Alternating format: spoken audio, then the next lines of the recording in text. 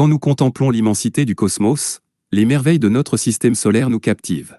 Parmi ces trésors se trouvent les énigmatiques planètes naines, des corps célestes qui racontent une histoire aussi ancienne que le temps lui-même. Ces mondes petits mais fascinants détiennent des indices sur la formation et l'évolution de notre système solaire. Aujourd'hui, nous entreprenons un voyage pour découvrir les origines de ces mondes mystérieux, en dévoilant leurs secrets couche par couche. En approfondissant nos recherches, nous explorerons non seulement leurs caractéristiques physiques, mais aussi leurs implications profondes pour l'histoire de notre voisinage cosmique. Leurs récits nous mèneront à des révélations sur les forces dynamiques et les processus complexes qui ont façonné les planètes, les lunes, et même notre propre Terre. Pour comprendre la naissance des planètes naines, nous devons remonter 4,6 milliards d'années en arrière à l'aube du système solaire. À cette époque, un immense nuage de gaz et de poussière a commencé à s'effondrer sous l'effet de sa propre gravité, donnant naissance à un disque tournoyant de matière. Ce disque protoplanétaire est devenu le berceau des planètes, des lunes, et, bien sûr, des planètes naines. Au sein de ce chaos tourbillonnant, les graines des mondes grands et petits ont été semées. C'est ici, au cœur des interactions de force, que les premières structures cosmiques ont commencé à émerger. L'effondrement de ce nuage primordial, appelé nébuleuse solaire, a été déclenché par l'onde de choc d'une supernova, une explosion cataclysmique d'une étoile mourante à proximité. Cet événement a non seulement compressé le nuage, mais l'a également enrichi en éléments plus lourds, comme le fer, le nickel et d'autres matériaux essentiels à la formation planétaire. Alors que le disque tournait de plus en plus vite, il est aplati pour former un plan, concentrant la matière dans des régions où les planètes et d'autres corps allaient éventuellement émerger. L'interaction de la gravité, de la pression et du mouvement a créé un environnement dynamique regorgeant de possibilités, établissant la scène pour la formation de divers corps célestes. Le gradient de température de la nébuleuse solaire a joué un rôle crucial dans la formation de son contenu.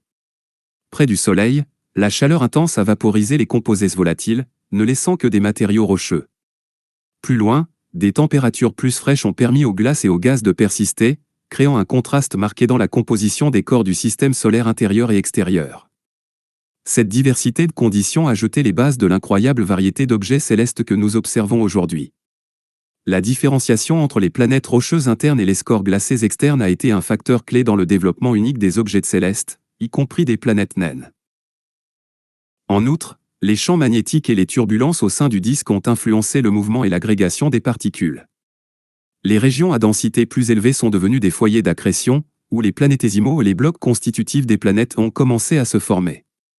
Ces premières étapes ont été marquées par innombrables collisions, les particules s'assemblant sous l'effet de la gravité pour former les précurseurs des mondes. Dans ce disque, de minuscules particules de roche et de glace sont entrées en collision et se sont agrégées, formant des corps plus grands appelés planétésimaux. À un fil de millions d'années, ces planétésimaux sont soit devenus des planètes à part entière, soit ont été dispersés par l'influence gravitationnelle de voisins plus massifs. Mais certains, incapables de nettoyer leurs orbites, sont devenus ce que nous appelons aujourd'hui des planètes naines, reliques gelées d'une époque révolue. Ces vestiges agissent comme des capsules temporelles, préservant les conditions et les processus des débuts du système solaire. Le processus d'accrétion et l'accumulation progressive de particules encore plus grandes était un phénomène complexe et inégal. Dans les régions où la matière était rare ou où les interactions gravitationnelles étaient perturbatrices, les planétésimos restaient petits ou se fragmentaient.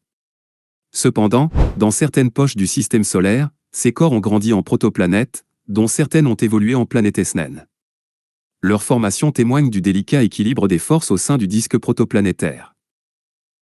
La ceinture de Kuiper et la ceinture d'astéroïdes sont des régions clés où ces vestiges existent encore.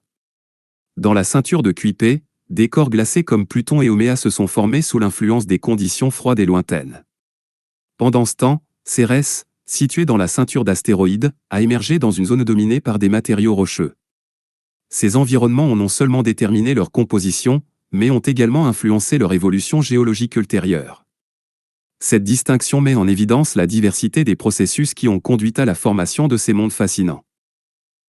De plus, à mesure que ces planétésimaux interagissaient avec les planètes voisines en pleine croissance, certains ont été éjectés vers des orbites lointaines ou attirés danses de résonance. Ces danses gravitationnelles ont ajouté de la complexité à la formation et à la distribution des planètes naines. En 2006, l'Union astronomique internationale a défini une planète naine comme un corps céleste qui orbite autour du Soleil, possède une masse suffisante pour atteindre une forme presque ronde, mais n'a pas nettoyé son orbite des autres débris. 5 planètes naines officiellement reconnues: Pluton, Erie, Haumea, Makemake et Cérès. Possèdent chacune des caractéristiques uniques qui reflètent leurs histoires des formations. Pourtant, elles partagent ce trait commun: elles représentent un terrain intermédiaire entre les planètes à part entière et les petits corps comme les comètes et les astéroïdes. La distinction entre les planètes et les planètes naines ne repose pas seulement sur la taille. Nettoyer une orbite nécessite une dominance gravitationnelle significative, dont la plupart des planètes naines manquent en raison de leur masse relativement faible. Cette limitation souligne leur rôle de relique des premiers jours du système solaire, lorsque les interactions chaotiques étaient la norme. Leurs orbites inclinées et leurs trajectoires allongées révèlent des indices sur leurs rencontres passées avec des corps célestes plus grands. De telles interactions les ont probablement éjectés vers leurs positions actuelles, ajoutant à leur attrait en tant que fenêtre sur les processus dynamiques qui ont façonné notre système solaire. Chaque orbite raconte une histoire de balai gravitationnel, un enregistrement de quasi-collisions, de collisions et d'éjections qui ont façonné leur destin.